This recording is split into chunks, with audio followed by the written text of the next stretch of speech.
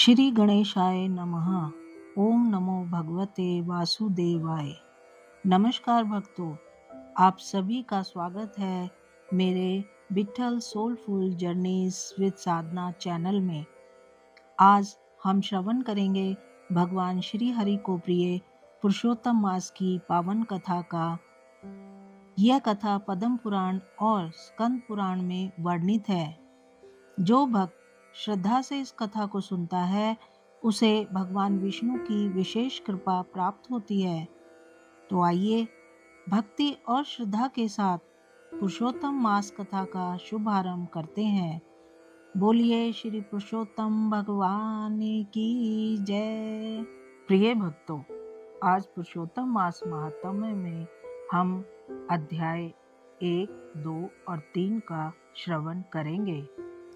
श्री गणेशाय नमः। ओम नमो भगवते वासुदेवाय। वंदे श्री कृष्ण गोविंद हरे मुरारे। हे नाथ नारायण वासुदेव।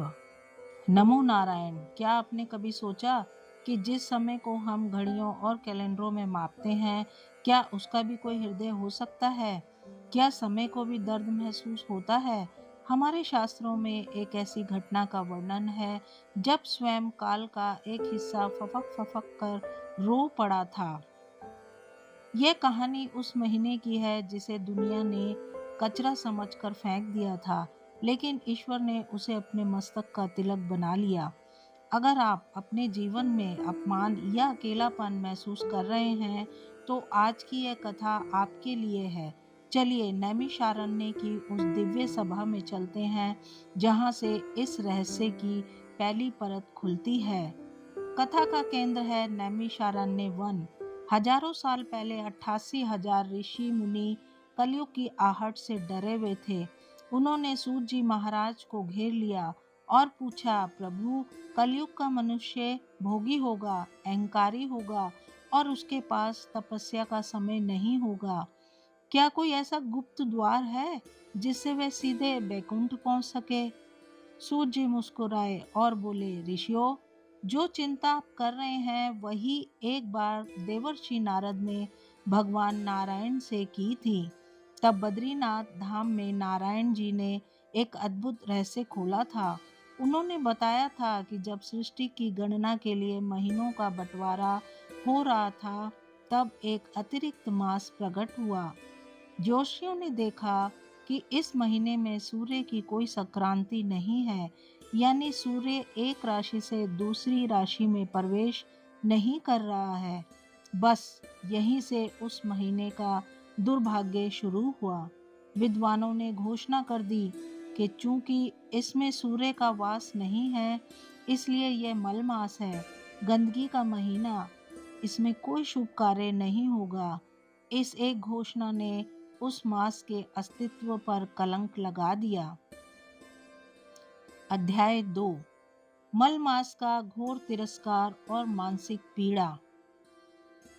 कल्पना कीजिए उस मल मास की। वह एक जीवंत पुरुष का रूप धरकर धरती पर आया।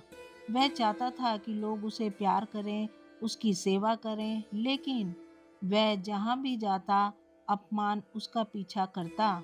लोग कहते, दूर हटो, तुम अपवित्र हो, तुम्हारे आने से हमारे मांगलिक कार्य रुक जाते हैं। उसे ना कोई देवता मिला, ना कोई रक्षक। वह ऋषियों के आश्रम में गया तो उसे धिक्कार मिला। वह मंदिरों के बाहर खड़ा हुआ तो उसे निंदित कहकर हटा दिया गया। वह मलमास वनों में जाकर रोने लगा। उसने सोचा, हे विधाता, चैत्र से लेकर फागुन तक सबको सम्मान मिला, सबको देवता मिले, लेकिन मुझे केवल गालियां ही मिली। मेरा जीवन धिक्कार है, मैं इस अस्तित्व को समाप्त ही कर दूंगा। अपमान की उस अग्नि ने उसे इतना जलाया कि वह सीधे बैकुंठ की ओर दौड़ पड़ा, जहां दुखियों के अंतिम सहारा भगवान विष्णु विराजमान है। अध्याय 3, बैकुंठ में करुण क्रंदन और नारायण की शरण।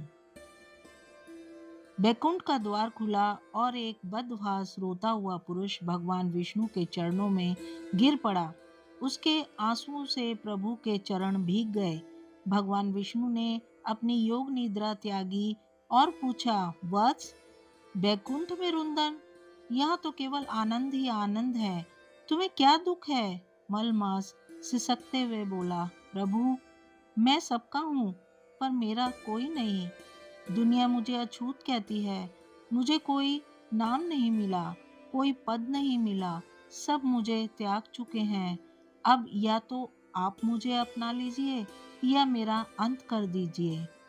भगवान विष्णु जी को करुणा के सागर हैं। उनका हृदय पसीज गया। उन्होंने देखा कि यह समय का अंश कितना टूट चुका है। प्रभु बोले, पुत्र उठो, जो विष्णु की शरण में आता है वह कभी अनाथ नहीं रहता।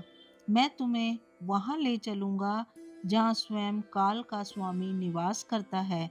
चलो मेरे साथ गोलोक, जहां पूर्ण पुरुषोत्तम श्री कृष्ण जी विराजते हैं। वही तुम्हारे माथे का कलंक भी धोएंगे। दोस्तों, ये था अपमानित मलमास का वैकुंठ तक का सफर। लेकिन असली चमत्कार तो अब शुरू होने वाला है। क्या भगवान श्री कृष्ण एक ऐसे मास को अपनाएंगे जिसे पूरी दुनिया गंदगी कह रही है? क्या उसे वह सम्मान मिलेगा जिसके लिए वह तड़प रहा है? याद रखिए, जब दुनिया के सारे दरवाजे बंद हो जाते हैं, तब गोलोक का द्वार खुलता है। अगले वीडियो में हम देखेंगे साक्षात भगवान श्री कृष्ण जी का वो रूप जिसने मलमास को पुरुषोत्तम बना दिया। अगर आपको यह कहानी अपने दिल के करीब लगी तो कमेंट में जय श्री हरि जरूर लिखें। फिर मिलते हैं अगले दिव्य अध्याय में। हरि शरणम।